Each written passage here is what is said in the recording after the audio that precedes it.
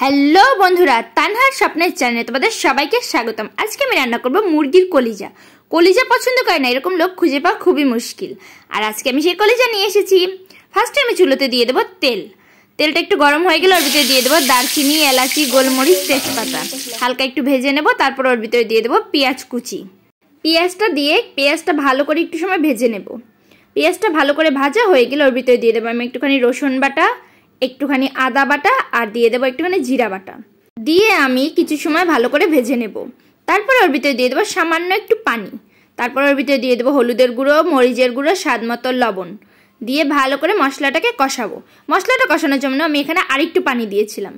যে কোনো তরকারি হোক, মশলা কষানো যত ভালো হবে তরকারি খেতে তত স্বাদ হবে।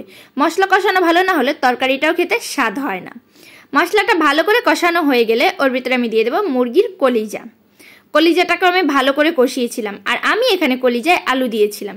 আমার পার্সোনালি আলু খুব পছন্দ, তাই আমি দিয়েছিলাম। তোমরা চাইলে নাও দিতে পারো, তোমাদের ইচ্ছা। কলিজাটা দিয়ে ভালো করে নাড়াচাড়া দিয়ে কষিয়ে নেব। কলিজাটা কষানো হয়ে গেলে ওর ভিতরে আমি দিয়ে দেবো আলু। আলু দিয়ে আলুটাকে ভালো করে ঢেকে রেখে আমি কষাবো। ঢেকে রেখে কষানোর কারণ হলো যাতে 50% আলু এখানেই সেদ্ধ হয়, আর বাকি 50% ঝোল দেওয়ার পরে সেদ্ধ হয়ে যাবে।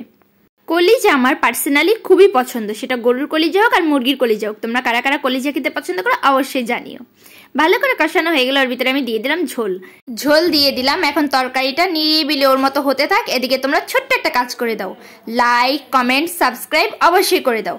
কারণ আমার আইডিটাকে যদি ফলো না করে তাহলে এরকম মজাদার রান্নার ভিডিও কি করে পাবে বলো তো।